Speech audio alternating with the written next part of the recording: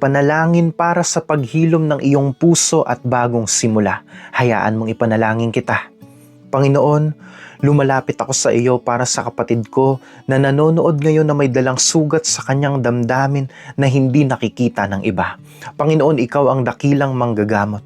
Kaya dalangin ko na haplusin mo po ang bawat bahagi ng kanyang puso na nadurog ng kabiguan at sakit. In the name of Jesus, alisin mo ang pait na nakaraan at palitan mo ito ng kagalakang nagmumula lamang sa iyong presensya. Ipagkaloob mo sa kanya ang lakas na magpatawad at ang tapang na humakbang muli ng may pag-asa. Panginoon, buksan mo ang isang bagong kabanata sa kanyang buhay na puno ng iyong pabor, tagumpay at mga bagong pagkakataon. Ipaalala mo sa kanya na ang kanyang halaga ay hindi nagmumula sa kanyang mga pagkakamali, kundi sa iyong walang hanggang pag-ibig. Ipinapahayag ko sa araw na ito na ang kanyang pagtangis ay tapos na at nagsisimula na ang panahon ng kanyang pagbangon at pag-unlad. Maraming salamat, Panginoon.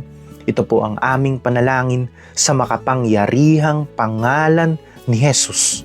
Amen. Claim the blessing from the Lord. Comment down your prayer requests and share this prayer to your loved ones. And always remember, this is all for Jesus.